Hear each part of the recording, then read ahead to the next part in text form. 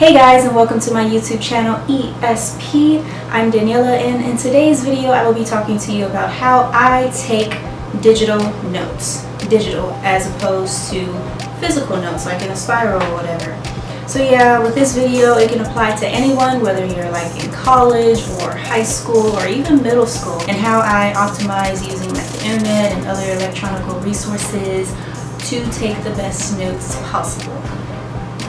So yeah, let's get to it.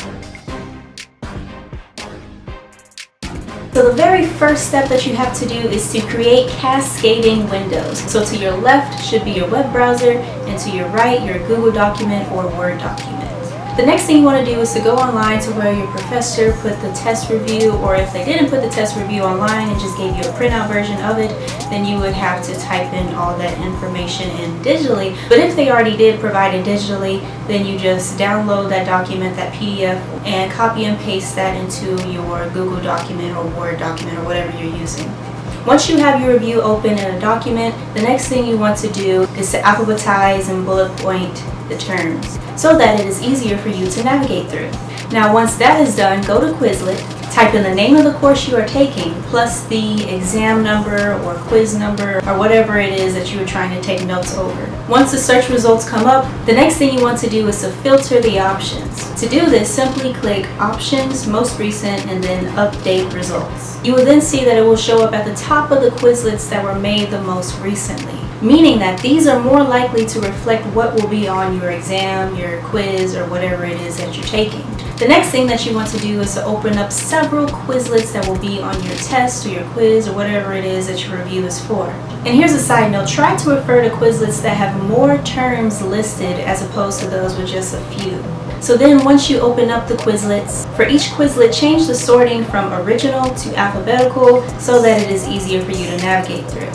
So now you are finally ready to actually put in the information into your review. The next thing that you want to do is to copy and paste from Quizlet the terms you need to fill out on your review.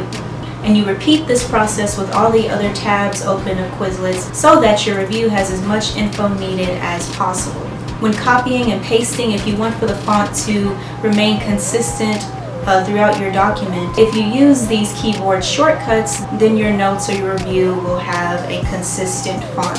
Now once the key terms, definitions, or concepts that you obtained from Quizlet are put into your review, go ahead and put in bold letters or even highlight key terms so they stand out when you're later studying them. And also for future reference, I recommend that you copy and paste the URL of certain Quizlets that really helped you out into your review so that you can click on them whenever you are needing to use like the flashcard version of the notes so you can study them. Once your review or your notes are completed in full, go ahead and press Ctrl A, which will select all the items, change the font to 12, double spacing to like 1.5, and the font to like Calibri, I think that's how you pronounce it, but that's my favorite font to use as opposed to like Times New Roman or something. But anyways, change it to whatever settings that work for you, and you're set to go.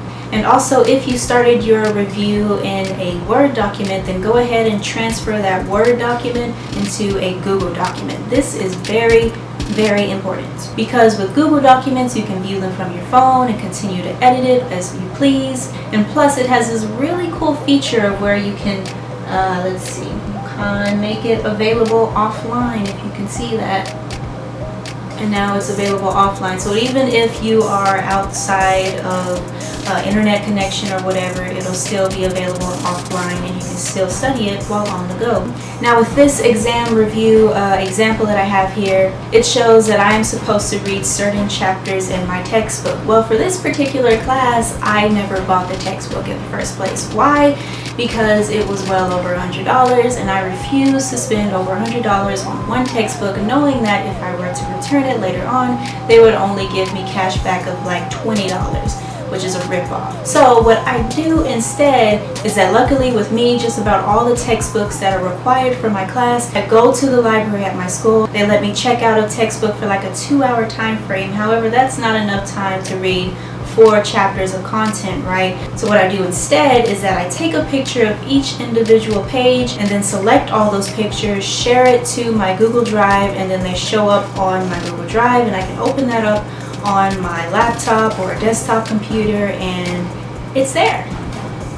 That's what I did. However, let's say that you are too lazy to read the textbook, or that you don't have enough time because you forgot to read it. So what you can do instead is, again, use Quizlet. I found out that a lot of times someone has already made a Quizlet of notes over that specific chapter in the textbook. So if that's the case, then I go ahead and study that. But I truly do recommend that you go ahead and read chapters that your professor is asking you of, because you never know if that content will actually be on the test, and someone else's notes may not be as particular as the text within the textbook.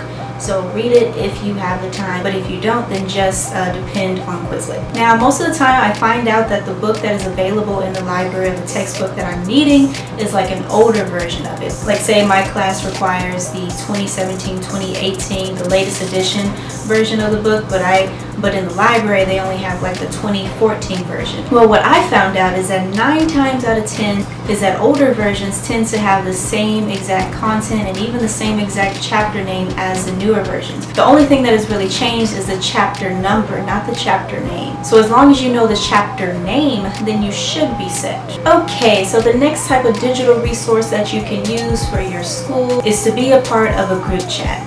With my school, we use an app called GroupMe.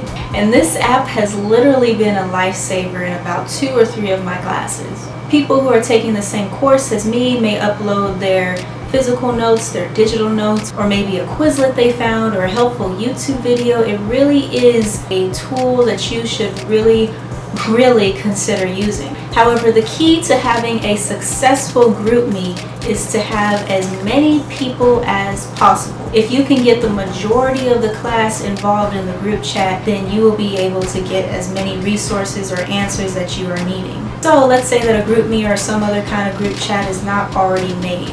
In this case, you would have to be the person taking the initiative to make it. That's exactly what I did for my chemistry class. All you have to do is one of 2 things. Either email your professor and make them aware that, hey, you created a group chat and you would like them to share it with the students taking the course, or find the emails yourself of all those taking the same course as you and share the link with them. Now, if your school uses some online academic portal like Blackboard or Canvas, you can easily find this information. And when you do, all you have to do is copy and paste the link for them to join the group chat and send it out. Now, the last tip that I have as far as using digital notes is to use YouTube. Let's say that you're trying to create an exam review for chemistry. And by the way, this YouTuber guy right here, he will save your life if you are taking chemistry. Like, he saved mine. I aced both of my exams thanks to his advice. And to be honest, he teaches a lot better than my professor. But anyways, let's say that within the YouTube video a certain infographic comes up that just, blows your mind and suddenly it all makes sense, right? Or they worked out a certain math problem step by step that you were having trouble figuring out how to do.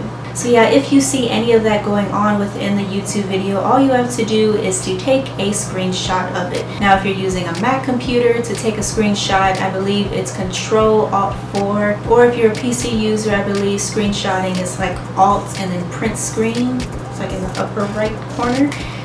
And yeah, and as far as generating your notes from PowerPoints, it's basically the same exact process of copying and pasting stuff that you find helpful, or taking screenshots of certain slides that really spoke to you. Okay, so that is all that I have for today's video. If you like this video, then please give it a thumbs up and subscribe. My goal is to reach 1,000 subscribers by sometime soon. And also watch my other educational videos, which will be, I believe, and if you would like to support me financially, since I am a struggling college student, then please do subscribe to my Patreon. I currently have $0.00, meaning no donors. Any amount is much appreciated. I hope this video was very helpful to you guys as far as taking digital notes as opposed to physical notes. And I'll see you next time. Bye.